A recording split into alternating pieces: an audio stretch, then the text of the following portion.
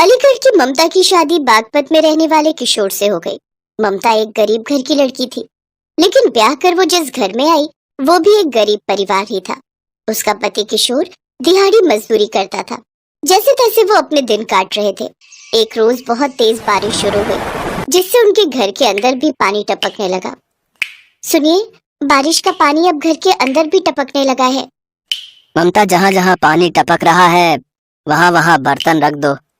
लेकिन सभी घर में बर्तन रखने के बाद भी पानी लगातार टपक ही रहा था। ठहरो ममता, मैं अभी झोपड़ी में तिरपाल डाल देता हूँ, उससे बारिश टपकना बंद हो जाएगी।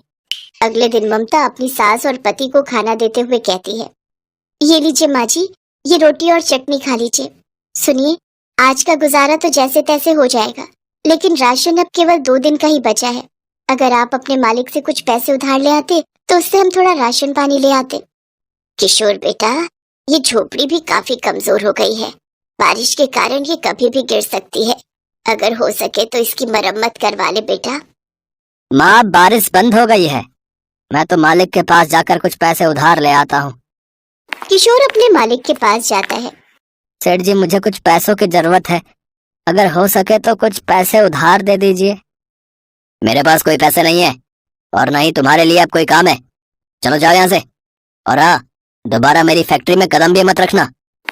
किशोर उदास मन से घर लौट आता है और घर आकर सारी बात अपनी माँ और पत्नी को बताता है।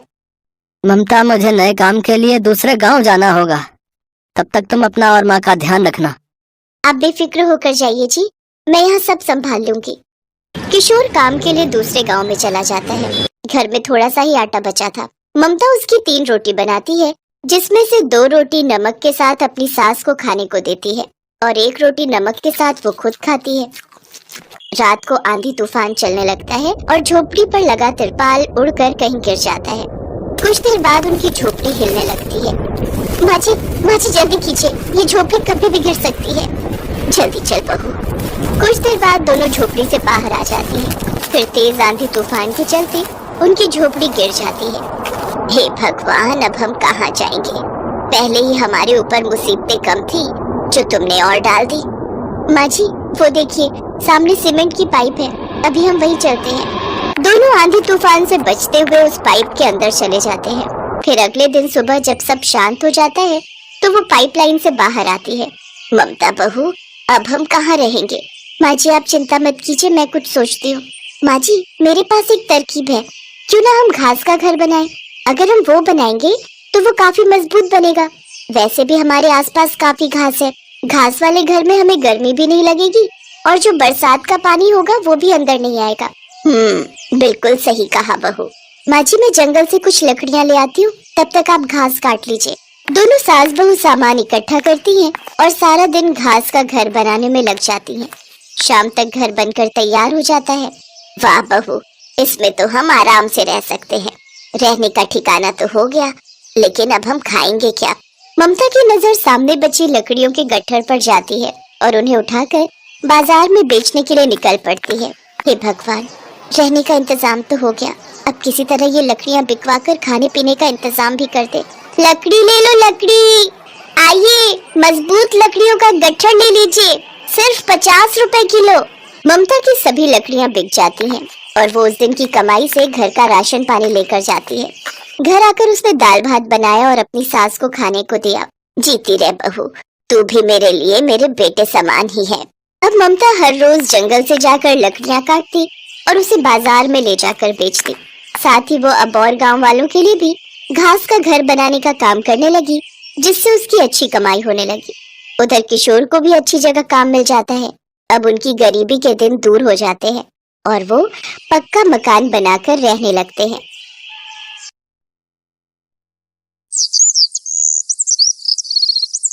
कोमल के पिताजी का बचपन में ही देहांत हो गया था। कोमल की शादी के लिए एक रिश्ता आया था।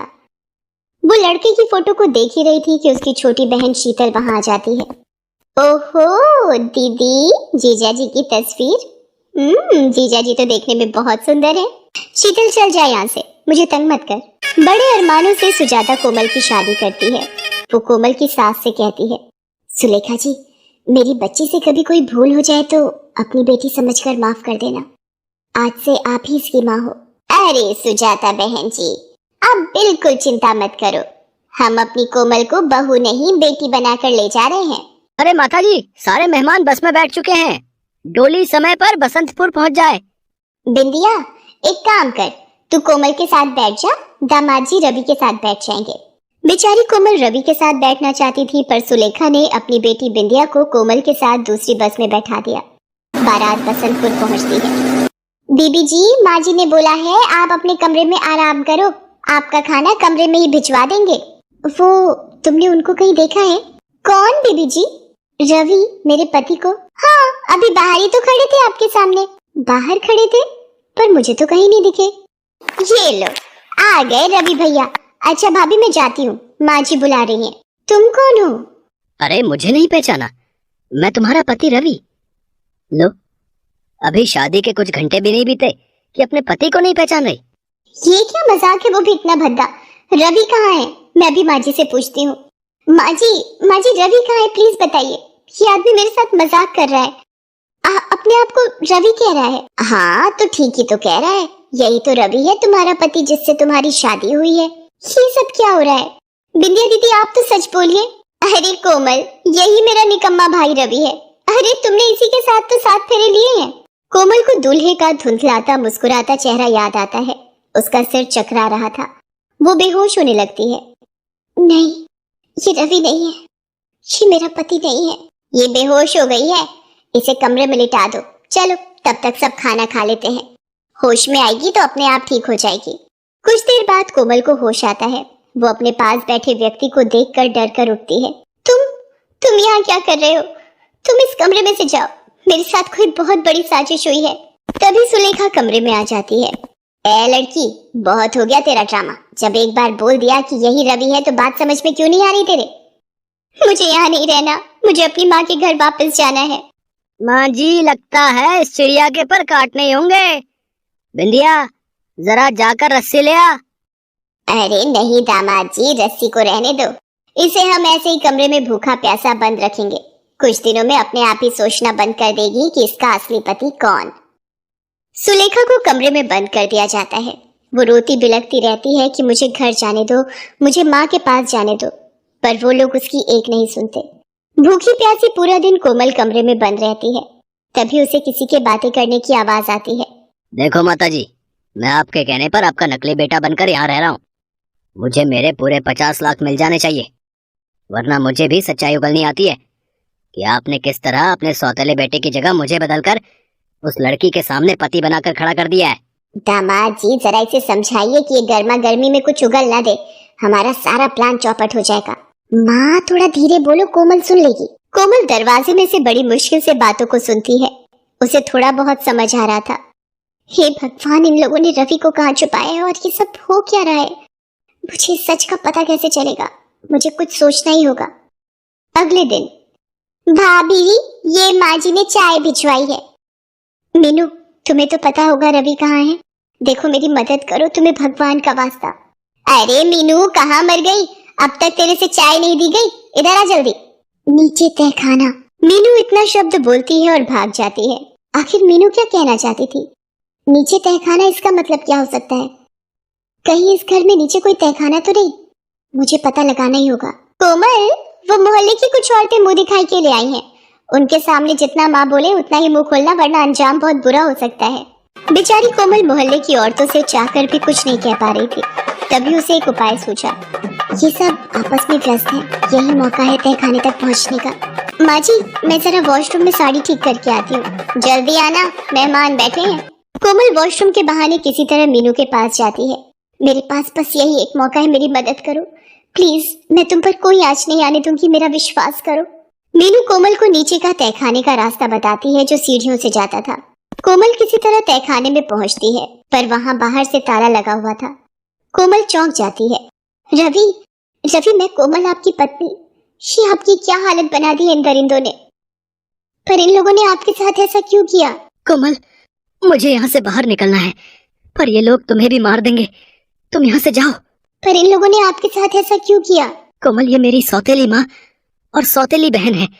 मेरे पिताजी इन लोगों की सच्चाई जान गए थे, तब उन्होंने सारी जायदाद मेरे और मेरी होने वाली पत्नी के नाम कर दी। ये देखकर इन दरिंदों ने मिलकर मेरे पिताजी का भी खून कर दिया। मेरी शादी हो जाएगी तो मुझे और मेरी पत्नी को आसानी से मारकर ये लोग जायदाद हड़प लेना चाहते थे, ताकि पुलिस की नजरों में मैं शादीशुदा बन जाऊं। इसलिए मेरी और तुम्हारी शादी करवा दी। मुझे सब समझ आ गया है। उसके बाद की कहानी मुझे साफ साफ दिखाई दे रही है। आप चिंता मत करो, मैं बहुत जल्दी आपको यहाँ से आजाद कर लूंगी। रवि को दिलासा देकर कोमल वापस मेहमानों के बीच आ जाती है। कोमल ने सोच लिया था कि किसी तरह उसे अपनी माँ को ये सच्चाई बतानी है, पर इन लोगों ने उसका मोबाइल भी अपने पास रख लिया था। एक शाम, माँ जी, मुझे यकीन हो गया है कि यही मेरे असली पति हैं। मेरी शादी इन्हीं के साथ हुई थी, पर मैं चाहती हूँ कि इस रिश्ते को नए सिरे से शुरू करने के लिए भगवान का आशीर्वाद ले लूं। मैं इनके साथ मंदिर जाना चाहती हूँ। चलो, देर आए दुरुस्त आए। रवि बेटा, जाओ बहू के साथ मंदिर हो आओ और अच्छे से भगवान का आशीर्वाद लेना। वो व्यक्ति कोमल को मंदिर ले जाता है। कोमल उसे कहती है, सुनिए, मैं जरा मंदिर की परिक्रमा करके आती हूँ, आप साथ चलेंगे? मुझे 7 बार परिक्रमा करनी है। अरे नहीं नहीं, तुम ही करो मंदिर की परिक्रमा। मैं तो थक गया हूँ। मैं यहीं बाहर सीढ़ियों पर बैठा हूँ, जाओ। कोमल जल्दी जल्दी मंदिर के पीछे जाती है और एक व्यक्ति से कहती है, भैया जरा 2 मिनट के लिए अपना मोबाइल फोन देंगे? मुझे एक जरूरी फोन करना है। मैं अपना फोन घर भूल आई हूँ। हाँ हाँ, ले लीजिए। कोमल थोड़ा सा साइड में जाकर अपनी माँ को फोन करती है और सारी बात बताती है। कोमल की बातों को सुनकर उसकी माँ सुजाता भी हैरान रह जाती है। कोमल अपनी माँ सुजाता को समझा देती है कि अगला कदम क्या उठाना है। ये लीजिए भैया आपका फोन, आपका बहुत बहुत शुक्रिया। कोमल वापस घर आ जाती है और उसी शाम, ये अंदर इसी घर में इंस्पेक्टर साहब, ये लोग हैं। अरे अरे सुजाता बहन जी, आप अचानक, और ये पुलिस आपके साथ किस लिए? इन्हें मैंने बुलाया है माँ जी, ताकि आप लोगों का कच्चा चिट्ठा इन सबके सामने आ सके। आप लोग हत्यारे हो। इंस्पेक्टर साहब, इन सबको गिरफ्तार कर लीजिए। कोमल, जल्दी से इंस्पेक्टर साहब को रवि के पास ले चलो। कोमल पुलिस के आदमियों को तहखाने में ले जाती है और रवि बाहर आकर सारी आपबीती पुलिस को बताता है। पुलिस सुलेखा, बिंदिया और दामाद के साथ साथ नकली पति बने व्यक्ति को गिरफ्तार कर लेती है। सुलेखा और उसकी बेटी और दामाद को उम्र कैद की सजा सुनाई जाती है और उस व्यक्ति को नकली पति बनने के इल्जाम में 7 साल की सजा हो जाती है। कोमल, आज मेरे पिताजी की आत्मा को शांति मिलेगी। इन हत्यारों को तुम्हारे कारण ही सजा मिली है। तुम्हें अपनी जिंदगी में पत्नी के रूप में पाकर मैं बहुत खुश हूँ। कोमल की हिम्मत और साहस की वजह से ही आज उसे अपना पति वापस मिल गया था। कोमल मीनू का भी धन्यवाद करती है, क्योंकि उसने भी इन सबको पकड़वाने में उसकी बहुत